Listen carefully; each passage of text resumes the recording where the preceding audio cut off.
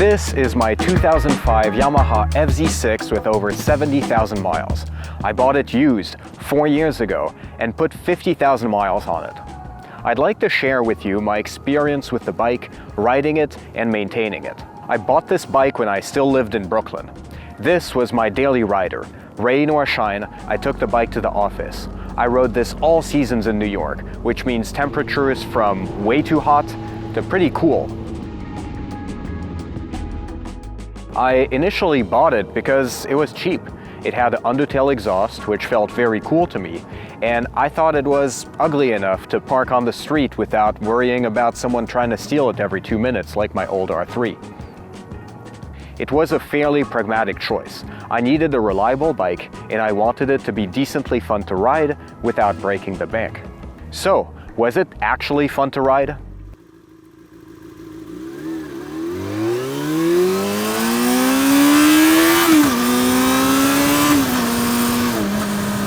Absolutely. It's got a 14,000 RPM redline in a commuter bike. The engine is very Dr. Jekyll and Mr. Hyde. It's got a soft lower end, torquey enough to move you around town but not throw you off, and a very entertaining top end that's fun to poke over and over again on weekend rides. The power band really is above 8,000 RPM, but it's very usable below that.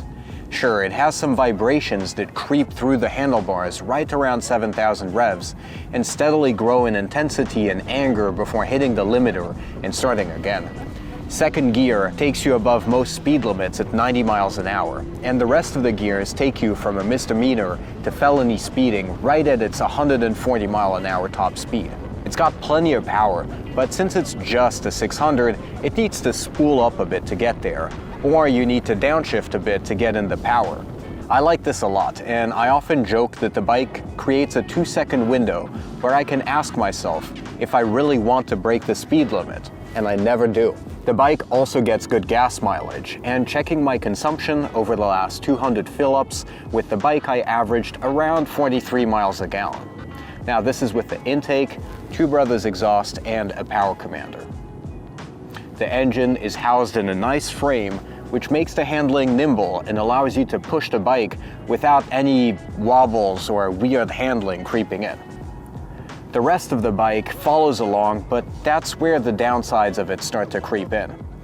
The brakes on the S1 are not great. Sure, they'll stop the bike, but they feel wooden, and it takes a good amount of pressure to reach max braking.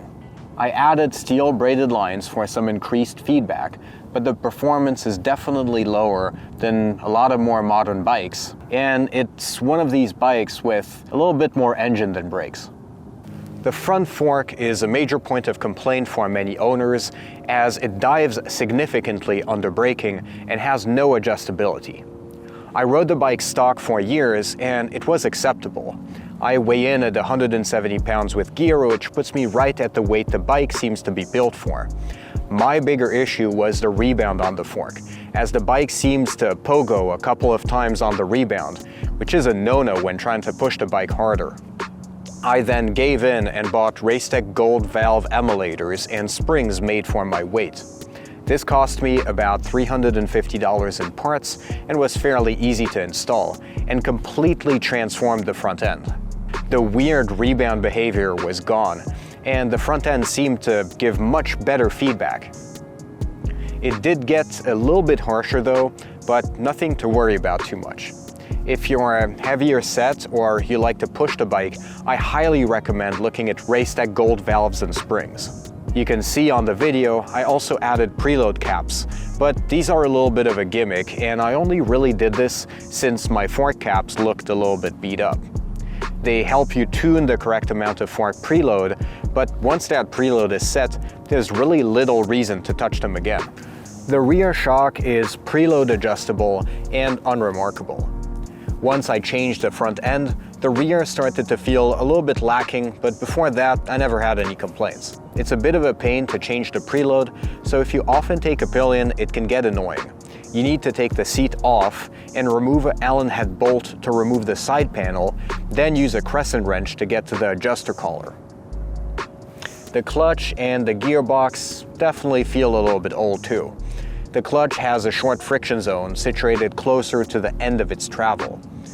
It's a little bit heavy to operate, which isn't a huge issue after some practice and can be addressed by changing the gearbox side clutch perch. I haven't done this mod, but I hear it's rather cheap and easy.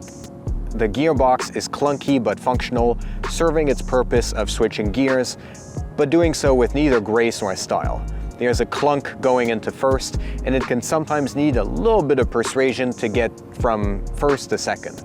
I will add bonus points for the mirrors though, which offer a clear image without too much view of the shoulders and are simultaneously the widest point of the bike and at the same height as car mirrors, which makes it great for splitting lanes in the city. You know that if the mirrors fit, the rest of the bike fits, which makes it a very confidence-inspiring bike to split lanes in. Throw on a top box and it's the perfect city commuter.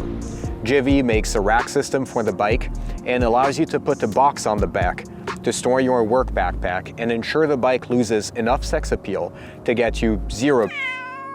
Jokes aside, the stock seat is also adequate. It's not good, but I never found it actively bad. I did 2 years with mine, including a bunch of 300 or 400 mile days, before switching it to a shad seat, which is a solid option at a good price point. The shad seat makes 500 mile days in the saddle much more enjoyable. This bike follows the Yamaha formula of having a great engine, a good frame, and the rest being just good enough, which gives us, the rider, a blank canvas to do what we want with it and run with it. Personally, I think it has the legs of a great lightweight tourer for the budget-conscious person. The front fairing takes wind off your chest, so you don't get pushed around like on a naked bike. The engine is tame under 8,000 RPM, comfortably humming along and sipping gas at 70 all day, but keeps enough power to pass trucks and cars easily. The suspension, soft and unremarkable, soaks up bumps and doesn't beat you up with every road imperfection and overload you with feedback when you're trying to lay down miles. Change the seat like I did, maybe add a throttle lock, and you have a great budget build to cross the country, like I did, twice. Sure, you won't eat up the highway like a FJR or go off-road like an adventure bike, but you'll enjoy 2-lane roads with a stable bike with a solid engine. Wind it up to 14,000 RPM, let it sing when the road gets twisty, and then settle down and cruise in relative comfort. This is a good place to address the age-old question: is it a good bike for beginners? The FZ6 was my third long-term bike, by which I mean a bike that isn't a project that I kept for more than a year. In terms of ergonomics, it's nice and neutral, so it's a great bike to start on. It is a tad tall. At 5'6", I can only set 1 foot down on the side. If not flat-footing your bike bothers you, you might want to think about something else. But what about the rest of the bike? The engine, the power? I think the answer depends on your personality. This bike does have a lot of power for a beginner, making almost 95 horsepower.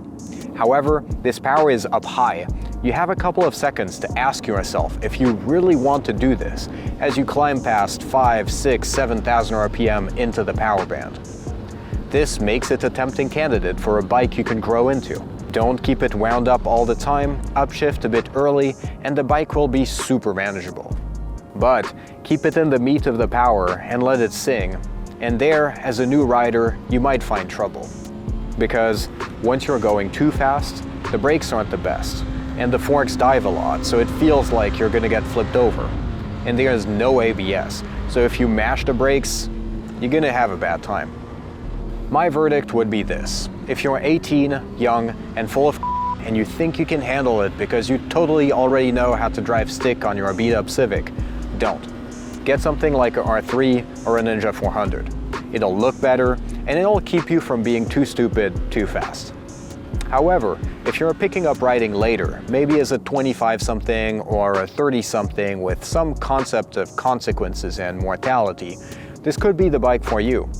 The ugly odometer will remind you of that Casio watch display that you had when the world still made sense. And you'll know to poke the power band but not sleep in it, because you'll be past that phase of running 9,000 RPM everywhere just to make noise and annoy the neighborhood. So for the right person, this could be a good first bike. But if you're too young, I'd recommend just picking up something a little bit smaller. Let's now talk about maintenance for the bike. After all, what's the point of owning a bike if you can't fix it or work on it yourself? The FZ6 is a pretty easy bike to maintain with a couple of caveats.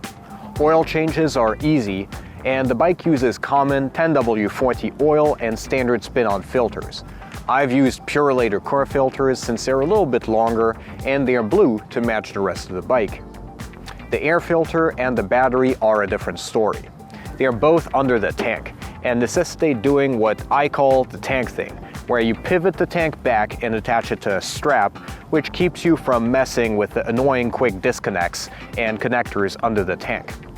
While I understand putting the air filter under there, not having easy access to the battery can be a little bit annoying if experiencing electrical gremlins while on a road trip. I always pack socket extensions and a ratchet strap when going on day rides, just in case I need to access these items.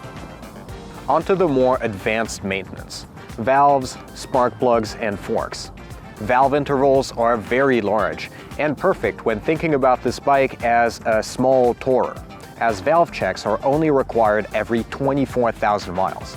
I have now checked them 3 times during my ownership, and while the exhaust valves were getting tight the first time I checked them, the clearances did not move in any subsequent valve checks.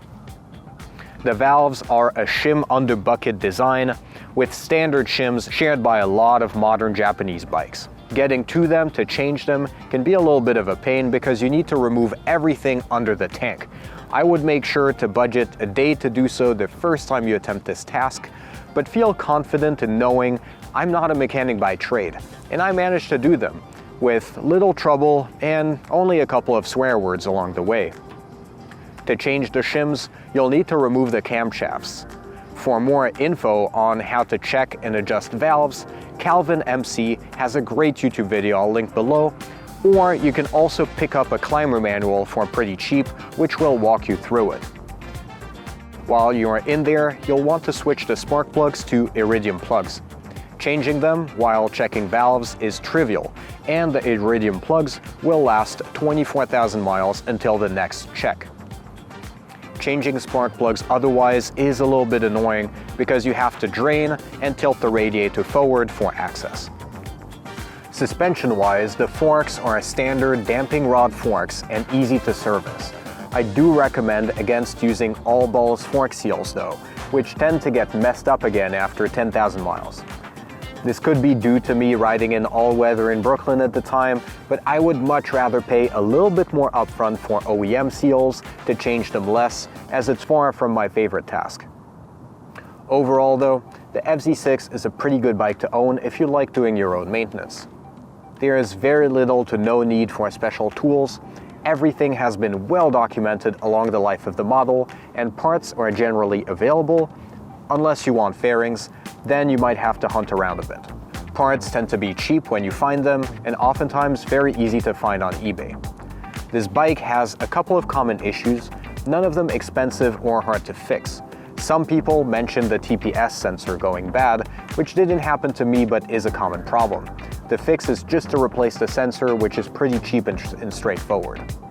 Another main issue with these is the kill switch deteriorating, corroding inside and causing the bike to cut out or not start. If this happens to you while you're out and about, you can simply do like I did and bypass the switch. The fix is to clean or replace the kill switch, which again is pretty cheap and easy. Aside from these two issues, the problems I had with my machine were generally caused by age or abuse. My rear shock went and was a pain in the ass to remove, but a replacement was really cheap from eBay. Recently, I changed the head bearings which had gotten notched. Again, this was a bit tedious, but the parts were fairly cheap and the improvement on handling was dramatic. Hopefully, you are seeing the pattern here. Parts are cheap and there's nothing too weird when it comes to failures. I'll keep a fond memory of my time with my FZ6. Not only is it entertaining and capable, it's also cheap to own and cheap to live with. If you want to cross the country, it'll get you there. If you just need to get to work on time, it'll start on the first push every time. If you want to learn to go fast, it'll allow you to do so. Most importantly, it's a bike that won't limit you. If you couldn't tell, I loved my time with my FZ6. I rode it all over the East Coast. I rode it in the snow. I rode it to the first date with my girlfriend. I rode it on Sunday nights with no specific direction. It's not a perfect bike, but it was the perfect bike for me for a long time.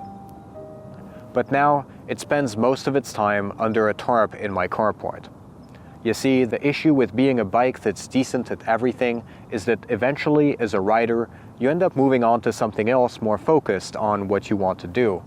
This bike taught me that I like touring and doing big miles, so I bought a big ST1300 boat to do just that. Just did my first iron butt, by the way. At the same time, it also taught me that I was interested in going in the dirt, so I'm saving up money for a DR650 or something of that nature. All the while doing that, my beloved FZ6 is accumulating dust. This last month, I barely put 300 miles on it. So I'm gonna clean it up nicely and pass it on to another lucky rider to hopefully live more adventures. On a sunny day in the bay, I may see it around the city and remember our times together. I'll remember what she taught me about riding, and like most great bikes, I'll remember what she taught me about myself.